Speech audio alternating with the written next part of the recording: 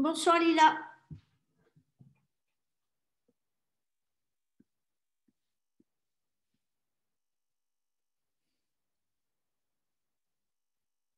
Bonsoir Lila. On démarre.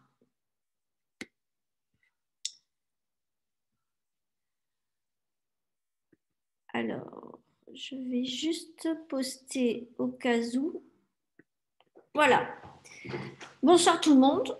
Alors, ce soir, question-réponse, ça veut dire que je vais, pour la 80e fois, me retrouver en présence de personnes qui s'interrogent sur l'humain, qui s'interrogent sur qui ils sont, comment ils fonctionnent et en définitive, comment faire avec nous-mêmes pour pouvoir retrouver un semblant de sens dans notre vie et de pouvoir finalement retomber sur nos grandes ou petites pattes pour pouvoir jouer au mieux avec les circonstances de notre vie. Alors, je vais admettre les personnes qui arrivent. Excusez-moi. Bienvenue. Tijania, bonjour. Lila, bonjour. Zoré, bonjour. Tout le monde.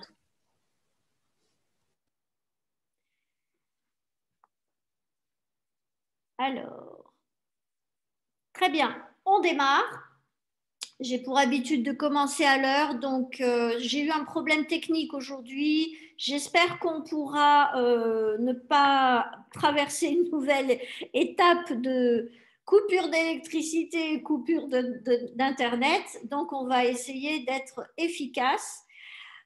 Tout d'abord, bienvenue aux personnes qui ne me connaissent pas. C'est un groupe qui est dédié au partage.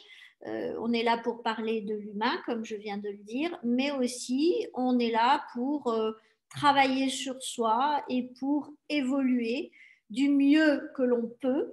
Ça veut dire qu'on est là pour aussi se challenger et se challenger, c'est-à-dire se confronter à ce qu'est la transformation et l'évolution.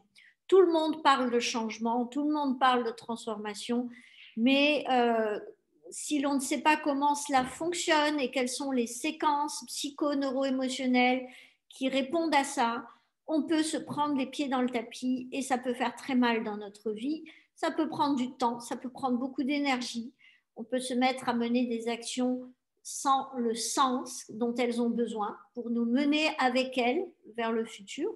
Et cela va nous demander également de la communication, de l'intelligence, de l'apprentissage, de la transformation de nos connaissances, et puis finalement de l'énergie argent, qui est la fertilisation de nos concepts sous forme de matérialisation. Et la relation à l'argent, vous le verrez au cours de mes conférences, c'est quelque chose qui sabote beaucoup de personnes sur cette planète. Donc, aujourd'hui, on va commencer par une question importante et je vais y répondre. Alors, j'ai à côté de moi mon iPad avec les questions que j'ai retranscrites.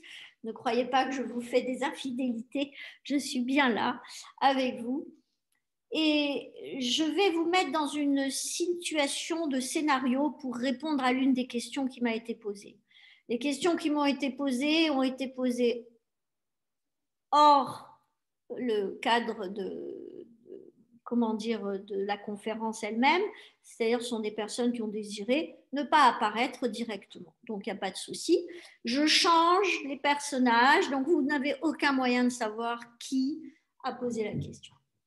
Alors, on va imaginer la vie d'un duo, ça peut être un binôme professionnel, mais on va prendre le cadre du couple, on va prendre un couple affectif, un homme et une femme, et ils vivent une vie heureuse. Le mari et la femme sont actifs, mais le mari représente la sécurité et a effectivement une activité successful et il génère, il est dans une intelligence de génération d'argent qui crée pour le couple de la sécurité. La personne qui est à ce moment-là la plus associée à l'argent est le monsieur dans ce cas-là. Et finalement, l'autre personne qui est l'épouse joue un rôle multiple, riche, important, mais la relation à l'argent est différente. Ce n'est pas forcément celle de la génération. Et donc, cette génération de l'argent est déléguée à l'époux, ou en tout cas, l'époux représente cette puissance fertilisatrice au travers de l'argent. Et malheureusement, dans le chemin de vie de ce couple, un drame survient et il se trouve que l'époux disparaît de la vie de cette épouse. Et bien entendu qu'à ce moment-là, il se passe quelque chose de très important, c'est que même si cette personne a généré et a créé du capital, a créé de la notoriété, a créé de la puissance, a créé de la stabilité, a créé de la sécurité, il se passe quelque chose de très important au niveau subconscient, c'est que à ce moment-là, toute la puissance, toute la sécurité, toute la stabilité ne va en rien remplacer la présence de la personne. Et à ce moment-là, il va y avoir quelque chose d'assez important qui va se mettre en place, c'est que la sécurité associée à la personne qui génère va disparaître en termes d'amour. Et l'amour ne va pas servir à guérir de l'affect et de la présence de cette personne. Donc à ce moment-là, l'épouse va ressentir l'argent ne sert à rien. Parce que l'argent va même être insupportable, puisqu'en relation avec la posture de l'être aimé, va ne faire que rappeler l'importance de la beauté, de l'aura, de la posture, de l'identité du départ de la personne qui est partie et donc de ce départ qui représente un trou béant dans la vie tout d'un coup de ce couple qui se résume plus qu'à une seule personne.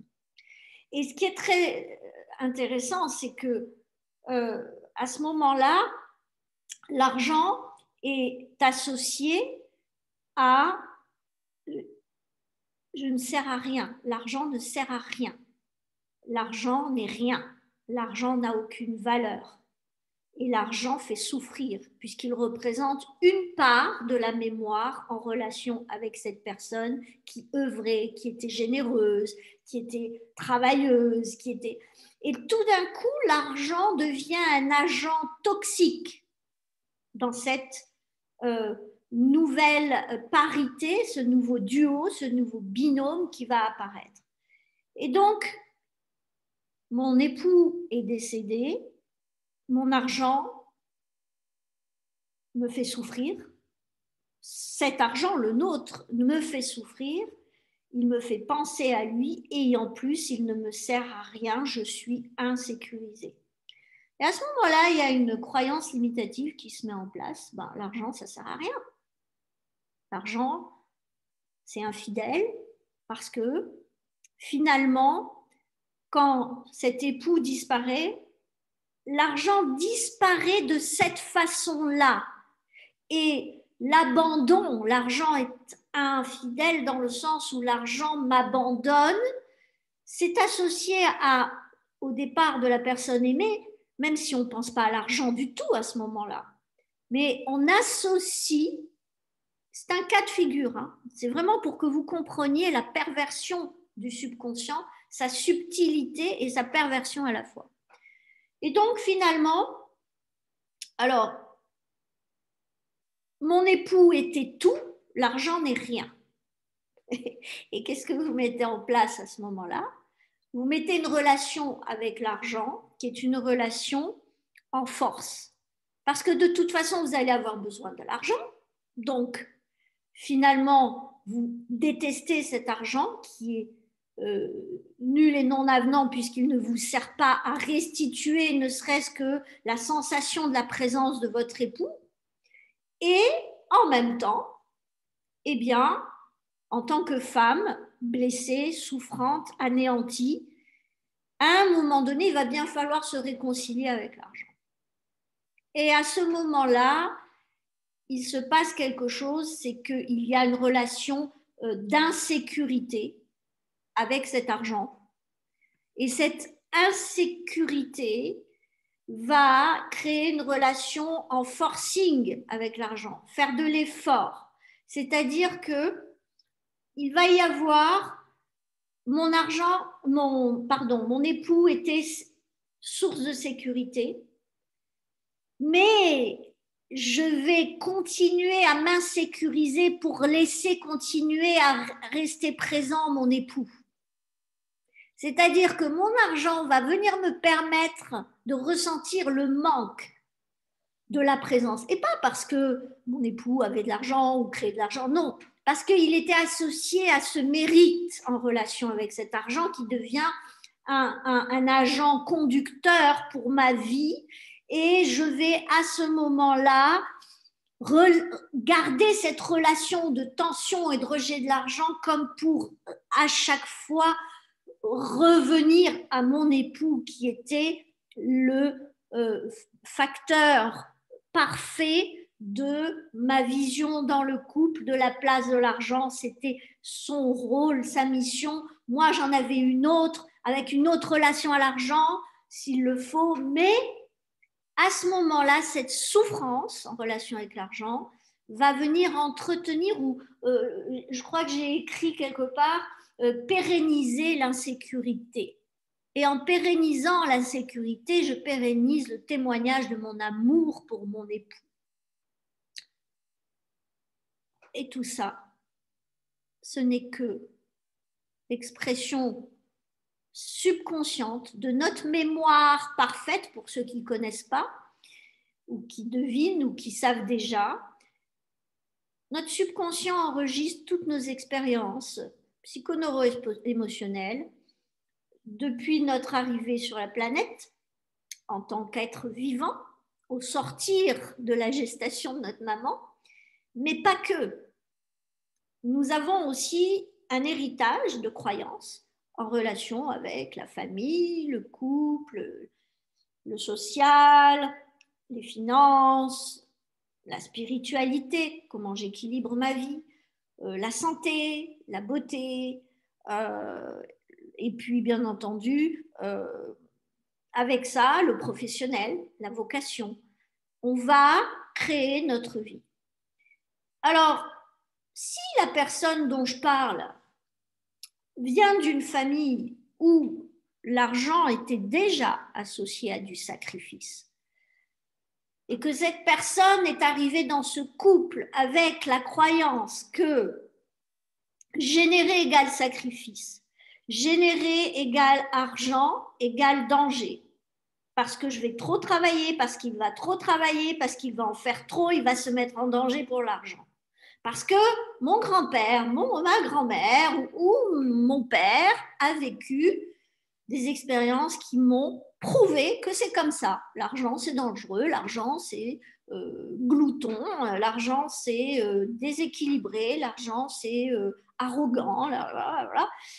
Eh bien, ce qui va se passer, c'est que finalement, dans cette relation de base avec l'argent, on va avoir une attraction qui va co-créer avec cette croyance un couple qui va fonctionner sur un sensible, sur un sensitif de cette typologie-là, donc qui va déjà être un terrain sensible sur la façon de donner, la façon de reproduire l'argent, sur la façon de le stocker, sur la façon de le partager, sur la façon de ne pas le partager, sur la façon de trop le partager, et la générosité ou au contraire la dureté, la sévérité.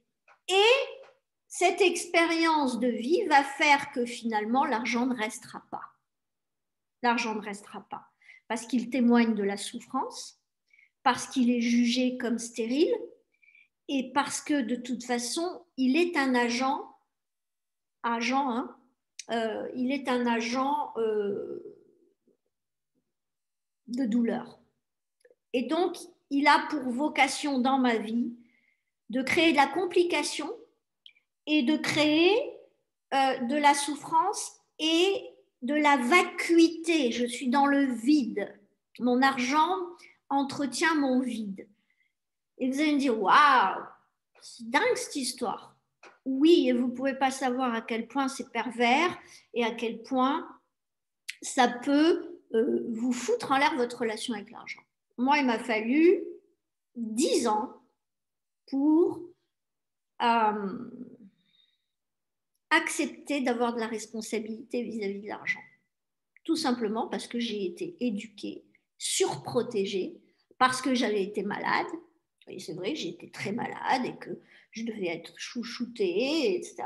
Mais mes parents ont culpabilisé et ont fait en sorte que je n'ai jamais besoin de faire d'efforts parce que sinon je m'étouffais. Mais c'est allé très loin parce que c'est allé jusqu'à ma vie. Il ne faut pas qu'elle force parce qu'elle va s'étouffer. Parce qu'elle va travailler trop et elle va être fatiguée. Et en étant fatiguée, elle va se faire du mal. Et en faisant du mal, elle va tomber malade. Et donc, on ne va pas la faire forcer. Parce que, par contre, il faut qu'elle soit brillante, mais il ne faut pas qu'elle force. Vous voyez un peu la contradiction. Et donc, finalement, pendant des années, tout ce que j'ai gagné, je l'ai brûlé. Tout l'argent qui est venu à moi a été source d'étouffement et de contraintes parce que derrière, il y avait cette croyance. Et puis surtout, j'ai perdu. À ce moment-là, c'est ce que j'ai constaté. Mais en réalité, j'ai rien perdu. J'ai fait un chemin, tout était parfait. Mais il y a, et je crois, que je vais être très honnête avec vous, je crois que c'est le domaine dans ma vie qui est le plus compliqué à gérer. Parce que l'argent touche à tous vos rêves. Il est votre agent fertilisateur. Et quand vous ne vous autorisez pas à mériter la compagnie et d'entrer en couple avec votre argent, d'aller le reproduire et ensuite d'aller le nourrir et ensuite d'aller le compartimenter pour lui donner différents types de puissance, eh bien, vous allez avoir beaucoup de mal parce que vous allez être sur des concepts argent qui sont des concepts qui ne sont pas les vôtres, qui sont ceux de la société. Et aller créer une relation avec votre argent, c'est d'aller rentrer en couple avec votre argent. Et la personne qui a posé cette problématique dit en plus, bon, ben moi, je n'ai pas de dette, je ne prends pas de crédit. Ben non, surtout pas. Je ne pourrais pas porter de crédit à l'argent. Et je ne pourrais pas lui donner mon crédit, ma confiance. Et je ne pourrais pas déléguer auprès d'une banque ou d'un organisme ma confiance en relation avec l'argent. Il faut vraiment comprendre que tout est bien relié et ficelé. La croyance, c'est quoi? C'est un concept de perte ou de gain associé à de la souffrance ou du plaisir à un moment T de votre vie. Ça veut dire que vous allez avoir des pensées et des émotions, de l'énergie électrique, corpusculaire et des émotions, de l'énergie ondulaire associées pour créer un champ électromagnétique et une certaine neurobiochimie dans votre corps associée à un concept. Donc, si au moment où vous avez passé 20 ans à créer de l'argent, la personne qui avec vous a créé cet argent disparaît, l'argent ne sert à rien, vous croyez que votre corps il va s'amuser à avoir envie, être excité à l'idée de garder de l'argent? Il va avoir associé argent égale inutile, argent égale effort pour rien, argent égale absence de récompense, argent égale souffrance, argent égale vampire, il me prend tout et il me donne rien, argent malhonnête, etc., etc. Et donc finalement, à un moment donné, quand l'argent arrive en vous, vous n'arrivez pas à dialoguer avec cette énergie, à la faire tourner dans votre vie et à jouer. Je ne sais pas s'il y en a qui connaissent les cartes du tarot, le battleur. Il a une table devant lui et il a tous les éléments pour pouvoir jouer avec ça. Et quand on regarde cette carte qui est très bien dessinée, on voit 3 pieds, le 4e pied est hors du champ parce que le potentiel est sur la table mais on ne peut pas l'identifier. Il est toujours relié à l'intelligence de celui qui manipule les paramètres en place. Et l'argent, c'est de la matière quand on y a injecté notre propre énergie. Parce qu'en réalité, l'argent n'est qu'un vecteur, un bras de levier énergétique pour que d'une vision et d'un concept, vous puissiez aboutir finalement à un chemin et surtout que le chemin se manifeste et se matérialise sous forme de réalité dans votre famille, couple, profession, sociale, vie en relation avec les autres et co-création avec les autres, mais aussi dans votre santé, prendre soin de vous, etc. Donc ça veut dire que votre corps va scanner tout ce qui est possible pour brûler votre argent. Parce qu'il a associé danger. Il faut pas que cette personne garde de l'argent. Ça la met en danger. Il ne faut pas que cette personne puisse avoir envie d'avoir plus que ce qu'elle n'a parce qu'elle va se mettre à faire et en définitive, elle va tout perdre. Et donc, il y a cette relation perfide. C'est une des probabilités. Il faudrait pour cela que je puisse connaître la vie de la personne pour trouver la réelle coordination avec ses croyances antérieures à celles de cette expérience, par exemple, si cette personne existait. Et il faudrait que je puisse connaître sa perception en relation du concept d'argent dans les différentes catégories de vie. Et là, on pourrait savoir quelle est, soit en présentiel, en testant avec du testing musculaire manuel, tester au niveau subconscient, quelle est la croyance qui vient bloquer dans la vie de la personne cette expansion ou cette installation de l'argent comme une normalité. Et aussi autre chose, il faut savoir qu'à partir du moment où l'argent représente une situation anormale, il y a là encore une autre couche de croyances qui peuvent s'installer, c'est que je suis montré du doigt à cause de l'argent. L'argent me rend marginal. L'argent me met dans une posture qui n'est pas la mienne. Je ne suis pas faite pour l'argent. L'argent ne me veut pas. Je n'étais pas destinée à faire ça avec l'argent, etc.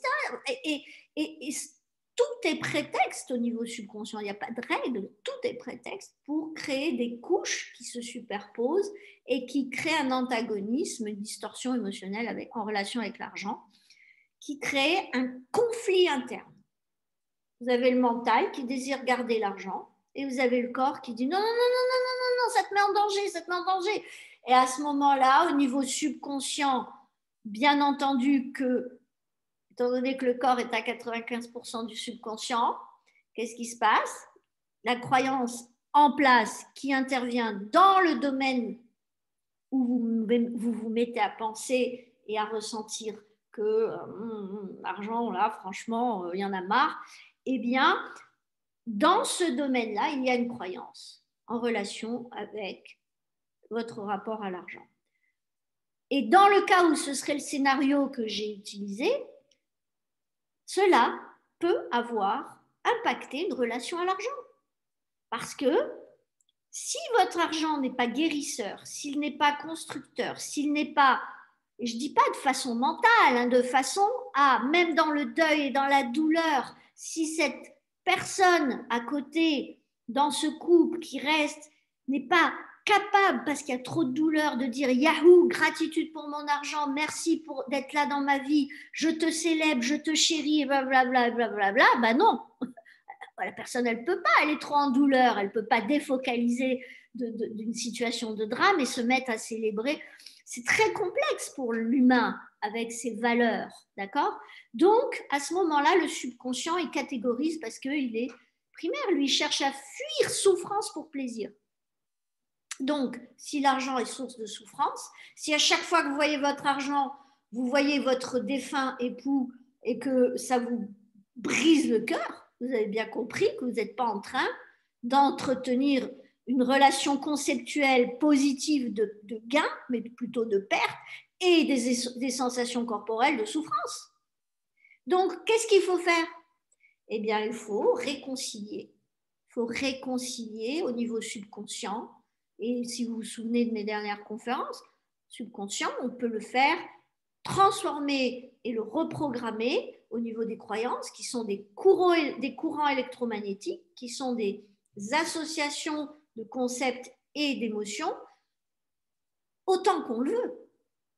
On est victime de rien. La problématique, c'est de comment on fait. Eh bien, on utilise des protocoles. On utilise des outils qui nous permettent, à chaque fois qu'on le fait, d'avoir créé une croyance positive en relation avec un concept, en associant le mental et le corps. Ça, c'était une question à laquelle je voulais vraiment répondre dès le départ parce que c'est quelque chose de récurrent. Et c'est vrai que dans la période que nous vivons, beaucoup de gens sont en train d'engrammer des croyances négatives en relation avec l'argent qui sont dramatiques. Et la jeunesse est en train d'entrer en frustration avec l'argent, en colère avec l'argent et est en train d'associer l'État comme un papa et une maman qui vont nous protéger de l'argent, du manque d'argent. Et on est en train d'assister à la naissance de toute une génération qui va avoir une difficulté, pas tous bien sûr, parce que tous ne naissent pas avec les mêmes croyances et tous ne naissent pas avec les mêmes expériences à vivre. Mais beaucoup d'entre eux vont avoir une relation complexe à l'argent et il faut le savoir en tant que parent et il faut pouvoir anticiper à ce niveau-là et leur rendre la liberté de gérer et générer l'argent. Et je vais arriver à une autre question qui m'a été posée en relation avec la gestion.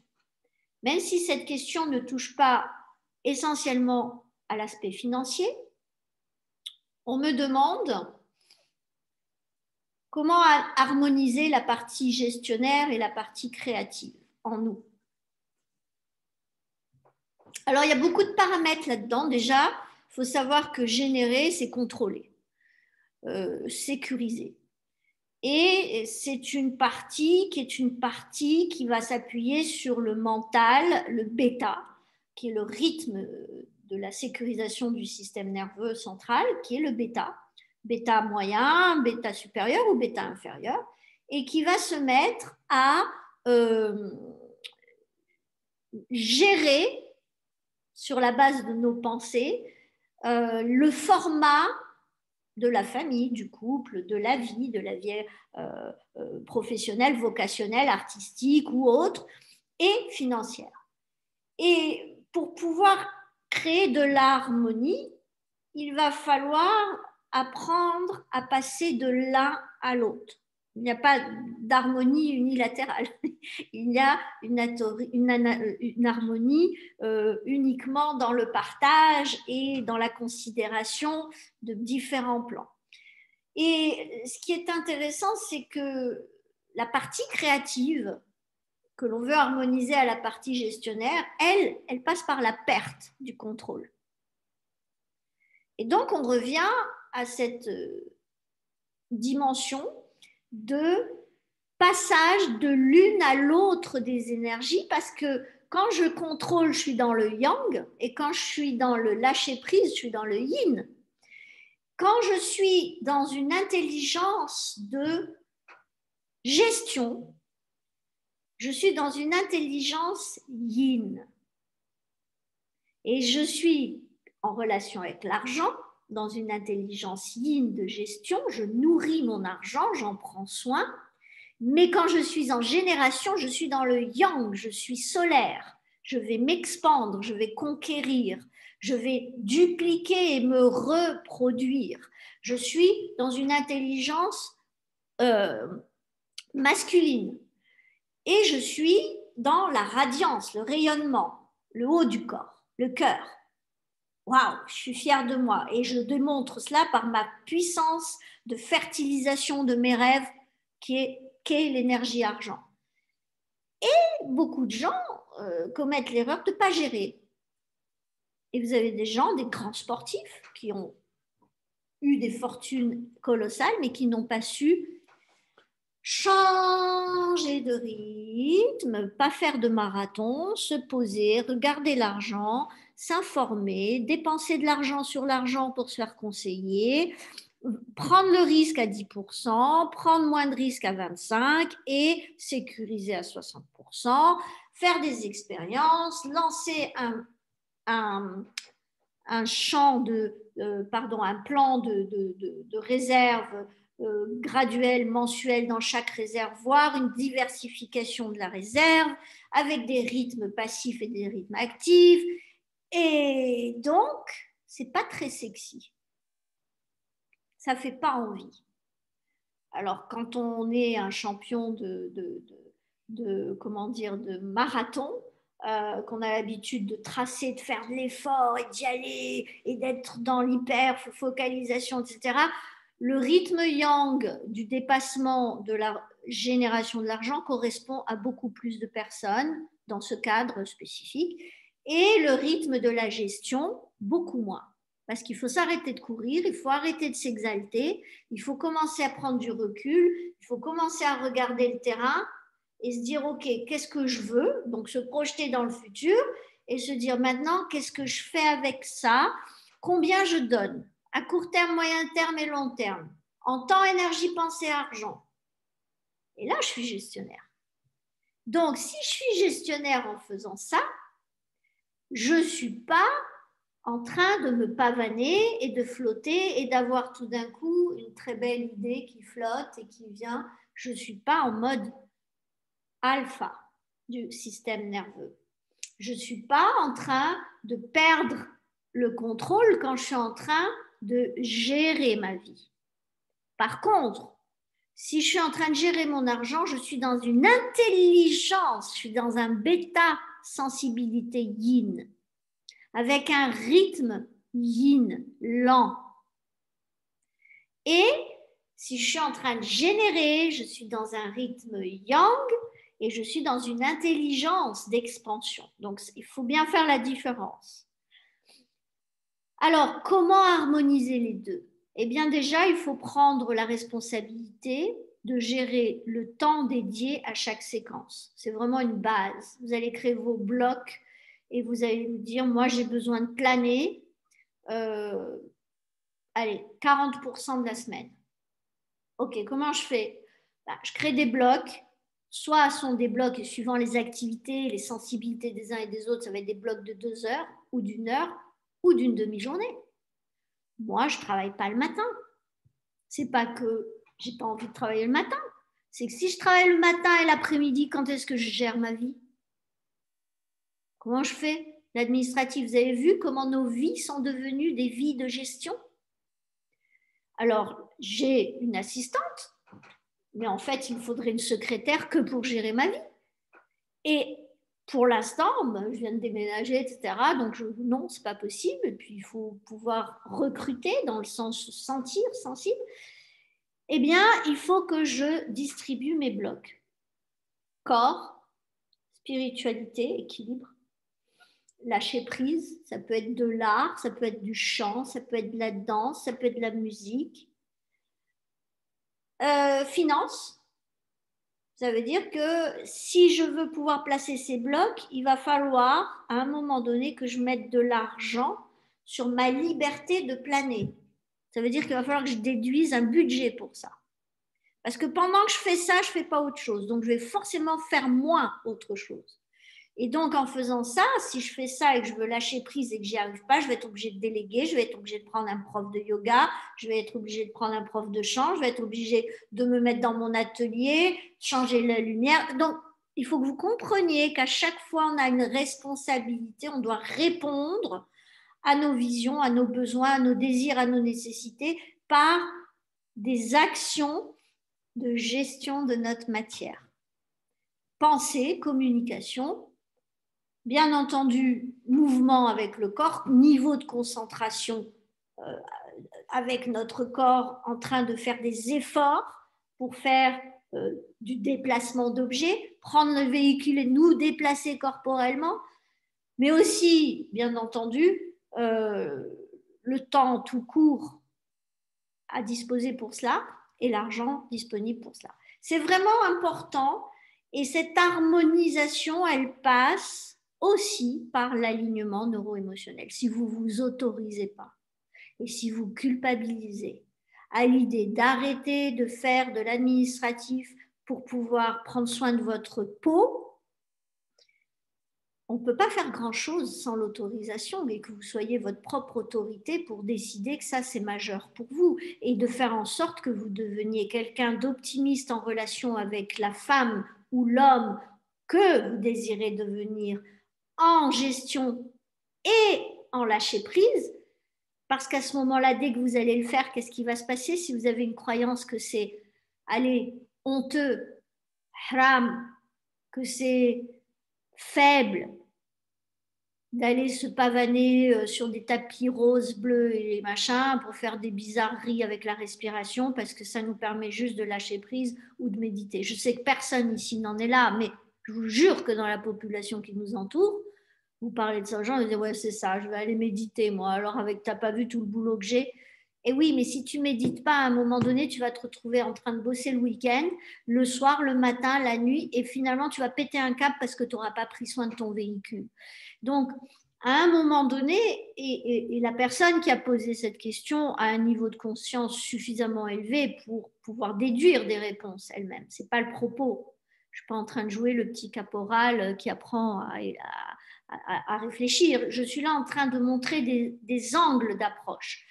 Et ce contrôle, c'est prendre ses responsabilités, c'est quelque chose qui rentre dans le domaine de la gestion. Et prendre ses responsabilités, on est dans l'amour.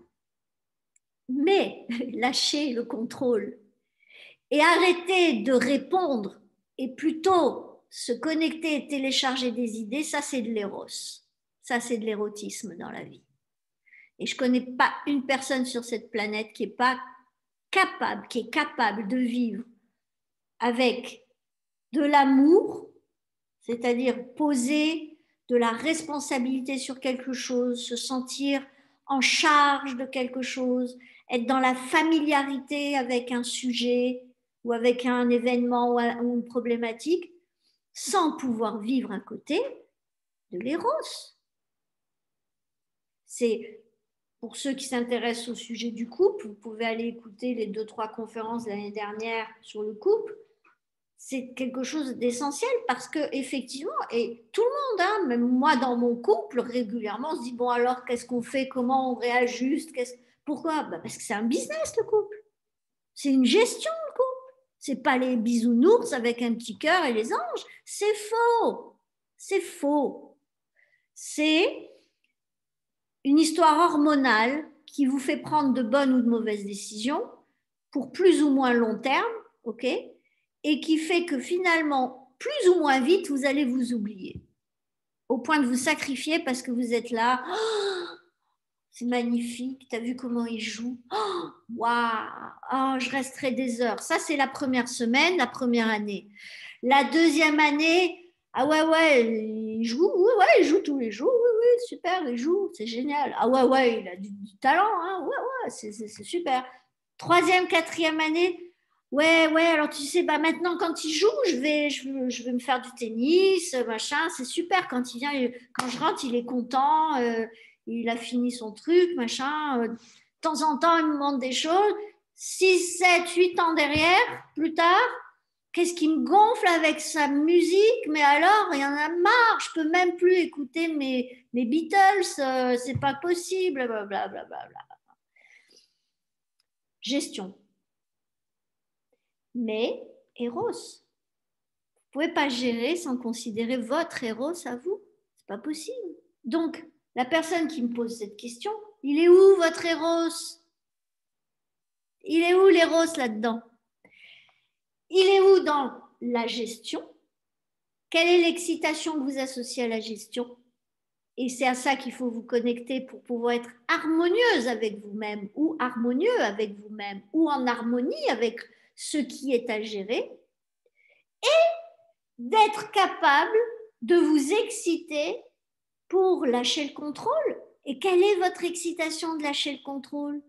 Quelle est votre relation responsable, aimante à vous-même pour vous autoriser l'excitation de lâcher le contrôle? Et là, il faut gérer ces deux sujets. Alors, à quoi peut servir un coach? Il peut aider à mettre un format là-dessus, dans le sens, un format psycho-neuro-émotionnel, et donc de voir quelles sont les pensées et les émotions serviables en relation du concept. Et on a besoin de quoi pour le concept?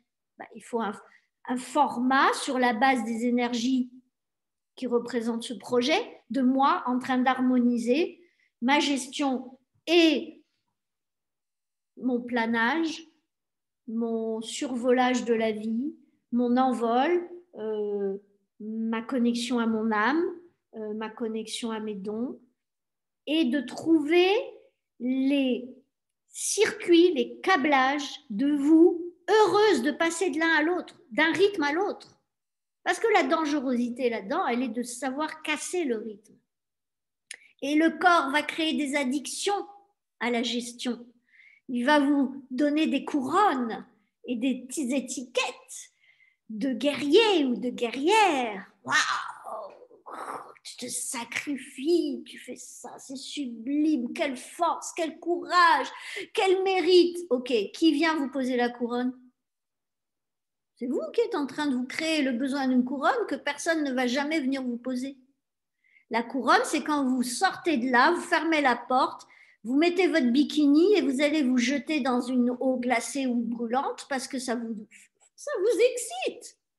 Et que dans ce moment-là, paf, vous pensez à un truc et vous vous retrouvez en train de gratter des graffitis sur un papier. Ça, c'est de l'éros.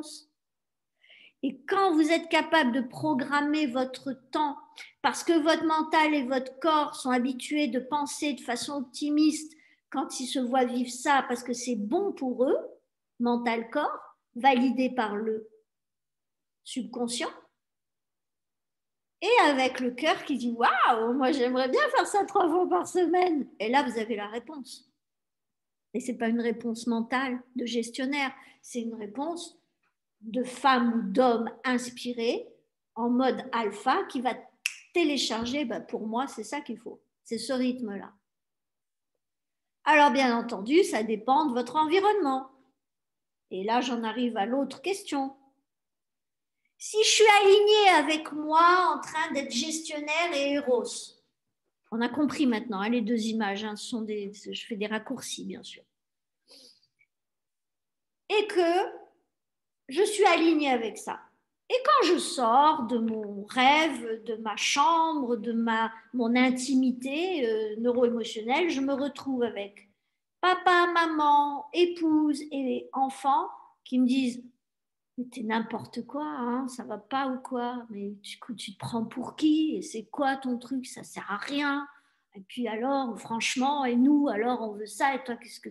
On n'en a rien à foutre, et puis c'est stérile. » Épigénétique. Qu'est-ce qui va se passer? Au bout d'un moment, vous allez détester vos rêves. Et comme vous ne pouvez pas les détester parce que vos rêves, c'est vous, vous allez commencer à les minimiser. vous allez commencer à arrêter de les fréquenter parce qu'à chaque fois que vous vous frottez à vous, vous vous rendez compte que vous n'êtes pas foutu de vous respecter. Et là, ça fait mal. Donc, il vaudrait mieux encore vous donner des coups de bâton à vous-même plutôt que d'aller laisser les autres vous les donner. Parce qu'à ce moment-là, qu'est-ce qui se passe? Eh bien, vous êtes dans un milieu qui a associé des pensées et des émotions pour faire des personnes pessimistes en relation avec votre vision et vos rêves, et que automatiquement, quand vous arrivez avec votre bouche en cœur et votre cœur la fleur au fusil, vous vous faites dézinguer. Et le corps associé au mental, validé par le subconscient, vous dit, tu vois, tu n'es pas à ta place. Ou alors, mais tu es vraiment nul, tu n'as rien compris, c'est pas ça qu'il faut faire pour être accepté, aimé. Il faut t'écraser. Et à ce moment-là, qu'est-ce que vous faites? Vous passez de l'alignement au désalignement. Vous savez pourquoi? Parce que toutes les cellules de votre corps qui vont fonctionner dans des organismes, des communautés de cellules, optimistes en relation de vous, en train de vous autoriser à soit gérer, soit arrêter de gérer, d'accord? Eh bien, à force de fréquenter des personnes qui sont pessimistes en relation avec ça et qui le condamnent, vous allez avoir vos cellules qui vont commencer à créer des capteurs et des protéines membranaires intrinsèques de nature pessimiste. Et au bout d'un moment, elles vont en avoir marre de ne pas avoir leur came de planage, de lâcher le contrôle, vos cellules. Elles aimeraient bien, mais elles ne peuvent pas, elles sont entourées que de pessimistes. Qu'est-ce qu'elles vont faire? Eh bien, pour survivre, elles vont être obligées de créer des capteurs de la neurobiochimie de pessimistes, neuropeptides et neurotransmetteurs de toxiques. D'accord? Pour pouvoir vivre au milieu des toxiques, il va falloir devenir toxique. C'est la base de la base dans l'épigénétique. Et vous prenez une cellule, vous lui enlevez le cœur et vous la mettez sans le cœur, hein, sans le noyau. Vous la mettez, c'est une cellule, on va dire, d'os. Vous la mettez dans des cellules de poumon. Qu'est-ce qui va se faire? Au bout d'un moment, elle se transforme en cellule de poumon. Parce que sa mission, c'est de survivre. Et même si elle a un télos, elle va changer de télos. Et Bruce H. Lipton, il est très clair là-dessus. Il faut bien que vous compreniez que le choix de votre environnement définit votre évolution. Et que finalement, c'est 90% du coaching, votre environnement. Donc, si vous avez des gens pessimistes parce que vous avez un bobo et qui commencent à vous plaindre, ok, on peut vous aimer parce que vous êtes dans une période difficile, mais qui viennent et qui vous parlent de victimes, qui sont en colère pour vous, s'il vous plaît, aimez-vous suffisamment pour dire à ces personnes, cette souffrance, c'est un cadeau pour moi, il faut juste que je trouve pourquoi. Laisse-moi le temps, mais je n'ai pas envie de rentrer dans ta colère. Ta colère, c'est la tienne, c'est pas la mienne, etc. etc. Donc, c'est pas facile, hein, attention, hein, mais ça s'apprend. Et comment ça s'apprend? Eh bien, il faut que vous soyez suffisamment addict au vous optimiste dans le futur, en train d'aller honorer vos rêves, pour que les pessimistes aient très peu d'emprise sur vous et que vous puissiez vous autoriser, autorisation, être votre propre autorité à dire aux autres, je vous aime, mais ciao, c'est pas pour moi. Et à ce moment-là, de vous honorer, de vous aimer, en respectant votre héros, en respectant votre droit à vivre une vie dans l'enthousiasme et d'aller vers le futur dans l'enthousiasme. Et c'est pas facile quand on n'est absolument pas au courant de comment ça marche, parce que vous avez vu les circonstances depuis une année, on est formaté par un conditionnement épigénétique qui est régional, alors familial, régional, professionnel, administratif. Et donc, c'est sûr que quand on ne peut pas ne pas obéir à certaines règles, on nous coupe un peu les ailes.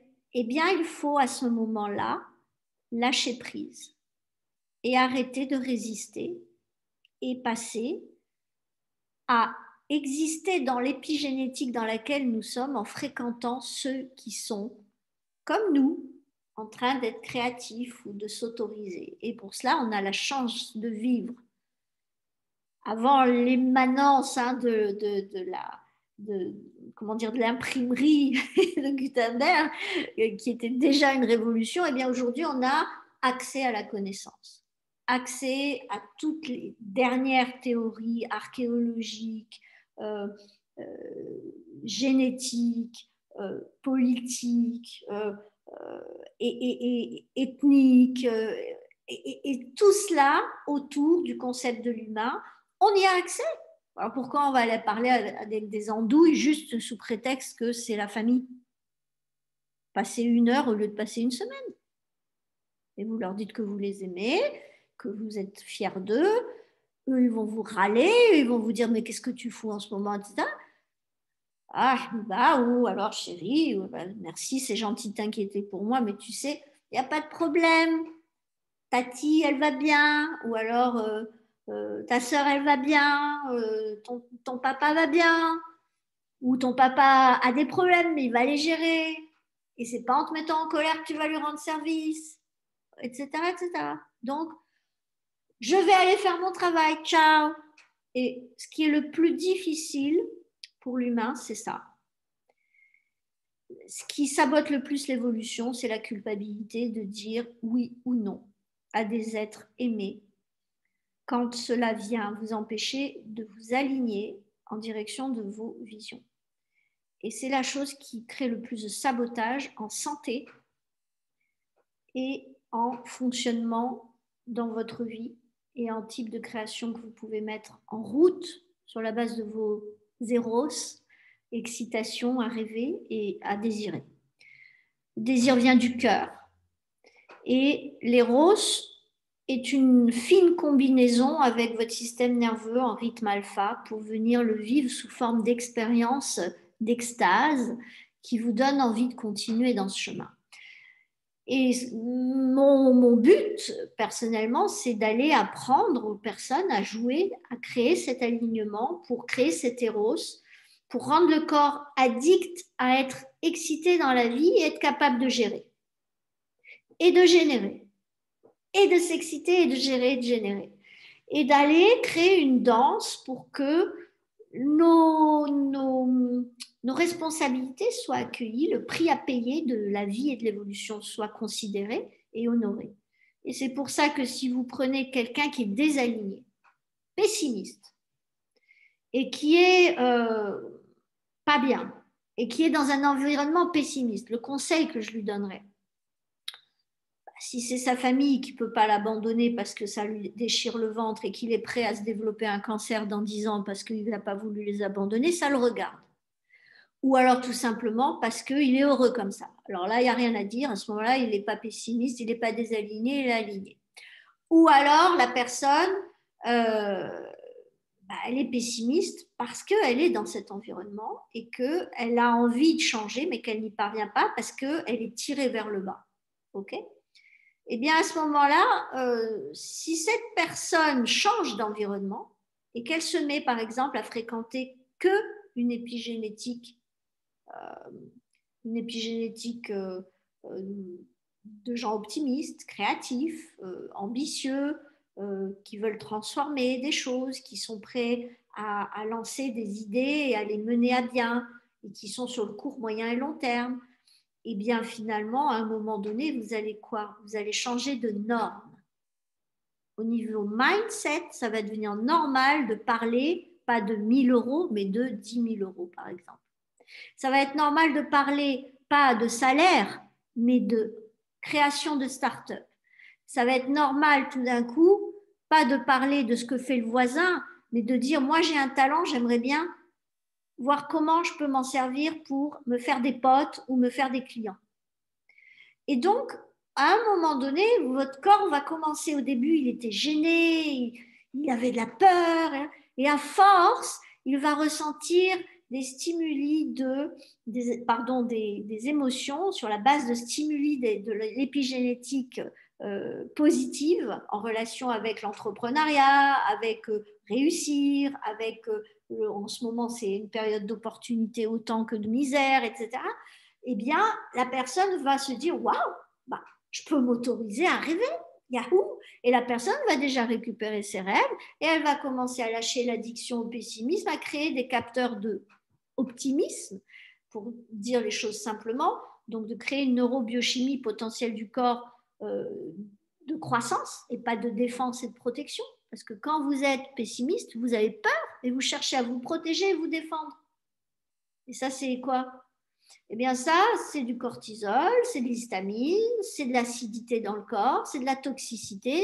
Ce sont des pensées récurrentes qui créent 70% de la toxicité du corps parce que vous ne mangez pas tout le temps, vous respirez tout le temps par contre, donc pollution effectivement aussi importante que dans la toxicité, mais vous êtes tout le temps en train de penser. Tout le temps en train de penser.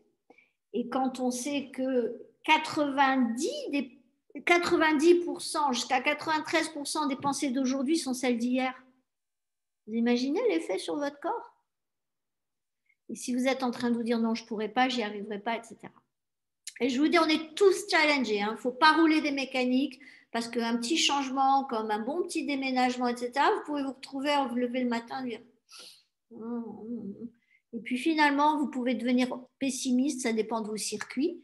Et suivant notre passé, d'enfance, etc., on peut très facilement devenir très, très, très vite pessimiste. Moi je vous dis honnêtement, je ne peux pas lâcher mes protocoles. Je ne peux pas lâcher mes scènes physiques et psychologiques. Je ne peux pas. Je ne peux pas. Au bout oui, je peux lâcher une semaine, 2 semaines. Mais très vite, c'est pas un subconscient que j'ai, c'est une armée. D'accord? Donc, il faut que je fasse gaffe. Je le sais, je prends mes responsabilités. Par contre, je vous rassure, si j'arrête longtemps, un type d'exercice, je me rends compte que j'ai les circuits, que je suis entraînée. Je ne vais pas m'écrouler comme s'écroulerait quelqu'un qui n'a jamais rien fait, c'est évident. Mais je sens à mon niveau d'exigence que, oh là là, je fais des bêtises. Donc, à un moment donné, il faut bien comprendre que l'épigénétique, c'est un facteur de responsabilisation pour nous qui est extrême parce que ça touche au plus vif de notre vie. Nous sommes faits pour vivre ensemble. Et donc, quand on est victime parce qu'on souffre de son épigénétique, eh bien c'est facile. Hein. À ce moment-là, il faut régler ses comptes avec soi-même et avec l'amour qu'on se porte à soi-même pour savoir si on est prêt à faire des choix qui, de toute façon, quand vous vous dites « Ah non, je ne peux pas les abandonner », vous êtes en train de les traiter de noix, d'andouilles, de « je suis nécessaire dans leur vie, sans moi, ils ne peuvent pas vivre ». Et ils sont faibles et sans moi, ils ne pourront pas faire face. Et c'est de la surestime, c'est de l'égoïsme extrême. C'est de l'égoïsme extrême. Vous êtes en train d'utiliser votre ego qui a peur d'être inexistant si on vous critique parce que vous êtes parti. Et pour ça, il vous fait avoir peur de les laisser pour les faire souffrir parce que les pauvres, sans vous, ils sont rien du tout. Mais arrêtez. Arrêtez. La meilleure leçon pour un enfant de voir son père ou sa mère dire stop à une situation de souffrance et de se reconstruire en s'épanouissant, mais c'est la plus belle des éducations que de voir un père ou une mère se sacrifier dans le couple et donc de créer un jeune ado ou une jeune femme ou homme qui va associer couple égale sacrifice. Et vous avez le pouvoir de lui faire associer couple égale liberté, couple égale légitimité de choisir, de dire oui, de dire non, de se positionner. Et c'est quelque chose d'extrêmement important parce que beaucoup de parents, beaucoup de couples font cette erreur. Et je vais vous dire, moi, je l'ai eu fait. Même moi, je l'ai eu fait. J'ai attendu trop longtemps et je me suis retrouvée dans des situations où j'allais crever la bouche ouverte. Et comme j'ai un douleur urgence qui fonctionne très bien, c'est dans la douleur et l'urgence que j'ai transformé ma vie. Mais j'ai cramé mon système nerveux. Alors que si vous le faites dans l'excitation et la passion, de responsabiliser vos gamins, de donner l'opportunité à votre époux, votre épouse. Ça, c'est facile à dire, hein, c'est plus difficile à faire. Mais si vous avez des circuits et que vous travaillez pendant 6 mois là-dessus, uniquement de vous voir capable de dire stop, ça suffit, je mérite mieux que ça, vous le ferez. Et vous le ferez les doigts dans le nez avec du plaisir de le faire en cadeau à l'un et aux autres. Parce que on se ment, parce que le subconscient crée effectivement des croyances qui encouragent le mental à créer cette mécanique énergétique de la peur. Et je vous donne référence à la conférence 78, je crois, sur la peur.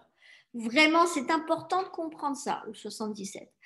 C'est important parce que c'est une condition essentielle pour vivre heureux longtemps en bonne santé. S'aimer. Attendez, si vous ne vous aimez pas dans une famille, vous ne pouvez pas aimer vos gamins et votre époux ou épouse, donc partenaire, correctement. C'est un mensonge que vous vous racontez. Donc, c'est un vrai sujet. Et l'épigénétique, c'est quelque chose qui se construit, se choisit et qui permet finalement d'aller manifester la meilleure part de soi avec des covalences et des bivalences positives, c'est-à-dire de la complémentarité, pour créer des coopérations, collaborations, des duos, des binômes et des couples. Et forcément qu'à ce moment-là, vous créez de la communauté, vous fédérez, vous avez du leadership parce que vous vous honorez. Il y a combien de gens sur la planète qui ont besoin d'apprendre comment faire pour s'honorer, s'aimer, s'autoriser? Voilà pour les questions que je voulais honorer ce soir. Et bien entendu, chacune de ces questions pouvait faire l'objet d'une conférence à part entière. Là, il s'agissait juste de donner un éclairage. Et c'est vrai que n'oubliez pas, il n'y a pas de recette, ce sont des équations à écrire. Il faut juste que vous habituiez votre mental à trouver normal que vous deviez être un compositeur dans votre vie et que rien ne viendra en ouvrant la bouche et en fermant les yeux. Jamais. C'est vous qui allez être le créateur de l'évolution. Et le seul truc sympa, c'est que vous pouvez le faire dans le plaisir. Et vous pouvez le faire dans le bien-être. Et vous pouvez le faire dans l'excitation, dans l'enthousiasme. Vous pouvez le faire dans la certitude, la foi. Ça change quand même la donne. Et puis après, vous pouvez faire plein d'autres choses. Vous pouvez chanter, vous pouvez faire du yoga, vous pouvez méditer tous les jours. Moi, je suis une méditante, j'adore ça. Et vous prendrez soin de vous, de votre corps, de votre vie, de vos créations, des gens que vous aimez. Et en plus de vos cellules et de votre jeunesse. Donc, c'est un conseil bienveillant que je vous donne. Et surtout, n'oubliez pas, votre première œuvre, c'est vous. C'est pas votre machin là ou votre truc, c'est vous. Parce que c'est vous qui êtes l'énergie derrière la forme de votre projet. Donc prenez soin de votre énergie et vous verrez que le format de votre projet, de votre télos, de votre objectif, du sens que vous voulez donner à votre vie, il va être expressif de ce que vous êtes en interne. N'oubliez pas, on est en train d'attirer ce que l'on est en soi pour créer notre réalité. Donc, je vous souhaite une très belle soirée. J'espère avoir éclairé vos questions, en tout cas y avoir répondu, même si je sais que c'est partiel. Et je vous souhaite bien entendu de vivre une belle fin de semaine. Et pour ceux qui sont dans le groupe de coaching, nous nous retrouvons demain soir avec grande joie. Soyez en forme. Voilà. Je vous embrasse. À très bientôt.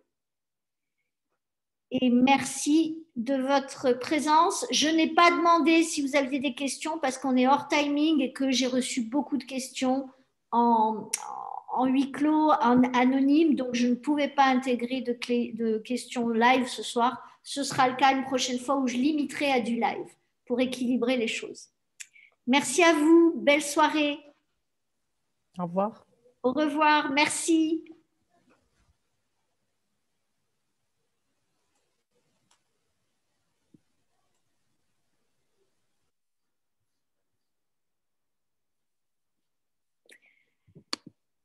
Merci Lila. Merci Brigitte. Gros bisous. Et bienvenue à mon amie Tijani. Oui, je l'ai accueillie, mais je n'ai pas eu le temps de lui dire au revoir. J'ai vu son message et je la remercie. Ouais. On se voit demain, nous. Bisous, merci pour Absolument. tout. Merci. À demain. Bisous.